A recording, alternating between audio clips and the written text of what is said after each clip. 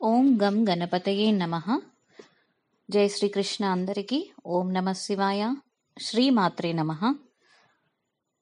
శృతి స్మృతి పురాణానాం ఆలయం కరుణాలయం నమామి భగవత్పాదం శంకరం లోకశంకరం. నారాయణ సమారంభం వ్యాస శంకర మధ్యమాం అస్మదాచార్య పర్యంతం వందే గురు పరంపరం. మూక పంచశతి స్టార్ట్ చేసుకునే ముందు దీని గురించి మనం కొంచెం తెలుసుకుందాం. ఒక బుక్లోది నేను చదువుతున్నాను ఇప్పుడు.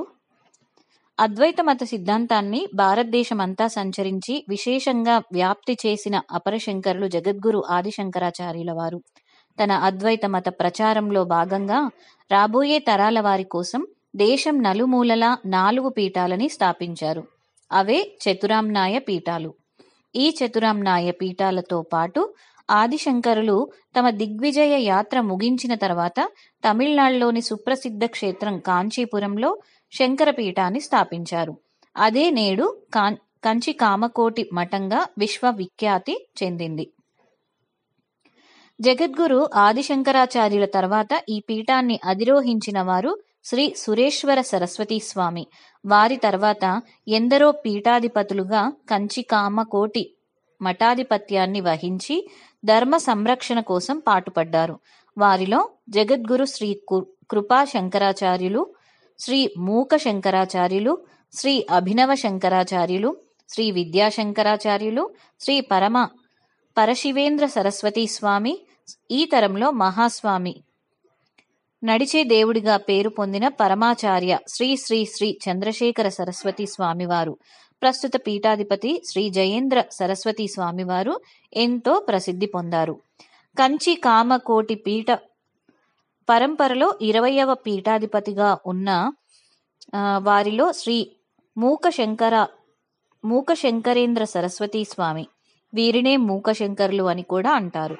క్రీస్తు శకం 398 నుంచి 437 వరకు వీరు పీఠాధిపత్యాన్ని నిర్వహించారని చెబుతారు. మూకశంకరుల తండ్రి గారి పేరు శ్రీ విద్యాపతి. ఆయన కాలంలో ప్రసిద్ధి చెందిన జ్యోతిష్యులు. మూకశంకరులు పుట్టటమే మూగా చెవుడుతో పుట్టారు. అయితే అమ్మవారి కటాక్షంతో ఆయనకున్న మూగా చెవిటి అవలక్షణాలు ఆశ్చర్యకరంగా తొలగిపోయాయి. ఒకనాడు మూకశంకరుల వారు కామాక్షిదేవి ఆలయానికి వచ్చారు. ఆ సమయంలో మరొక అమ్మవారి భక్తుడు కూడా ఆయనతో పాటు ఆలయంలోకి వచ్చి కూర్చున్నారు. ఇద్దరూ కలిసి అమ్మవారి ముందు ధ్యానం చేయసాగారు.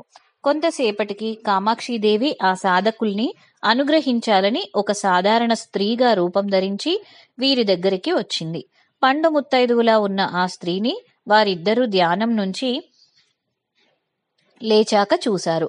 అంతలో ఆమె తన నోటిలో ఉన్న తాంబూలం ముద్దని కొంచెం చేత్తో తీసి మూకశంకరుల పక్కనున్న సాధకుడికి ఇచ్చారు. ఈ సాధకుడు ఆమె ఇచ్చినది ఎంగిలిగా భావించాడు. ఆమె సాక్షాత్తు అమ్మవారని తెలుసుకోలేక దేవి ఇచ్చిన ప్రసాదాన్ని తిరస్కరించాడు. వెంటనే ఆ ముత్తైదువ తాంబూలాన్ని మూకశంకరులకిచ్చింది.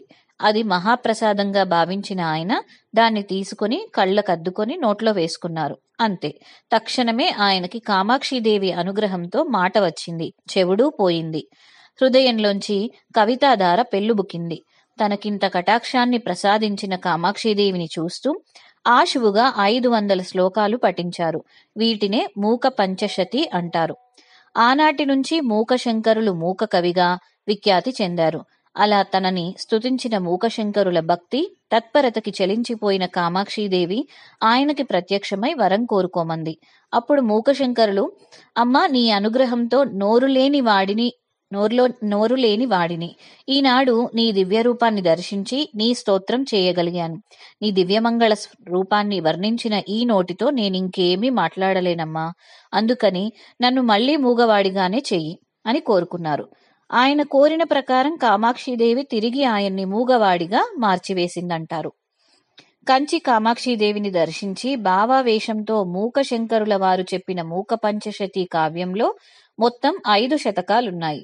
వీటిలో అమ్మవారి దివ్య వైభవాన్ని వర్ణిస్తూ 101 శ్లోకాలు, అమ్మవారి పాదాల సౌందర్యాన్ని వర్ణిస్తూ 103 శ్లోకాలు, కామాక్షిదేవి లీలల్ని స్తుతిస్తూ 102 శ్లోకాలు, దేవి కటాక్షాలని వర్ణిస్తూ 101 శ్లోకాలు, కామాక్షి అమ్మవారి చిరునవ్వుని వర్ణిస్తూ 101 శ్లోకాలు రచించారు.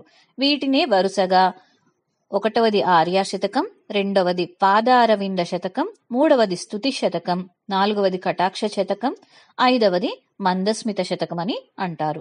కంచి కామాక్షిదేవికి సంబంధించిన స్తుతులలో మూక పంచశతి ఎంతో గొప్ప స్తుతి కావ్యంగా లోకంలో ప్రసిద్ధి చెందింది. ఎంతో భక్తి తత్పరతో మూకశంకరులు రచించిన ఈ శతకంలో ఐహిక మూష్మిక ఫలాలను అందించే మహిమాన్వితమైన శ్లోకాలున్నాయి. సాక్షాత్తు అమ్మవారే మూకశంకరుల చేత ఈ దివ్య స్తుతుల్ని పలికించటంతో ఇందులోని శ్లోకాలు మంత్రాల్లా పనిచేస్తాయని భక్తుల విశ్వాసం. ఓం శ్రీ మాత్రే నమః.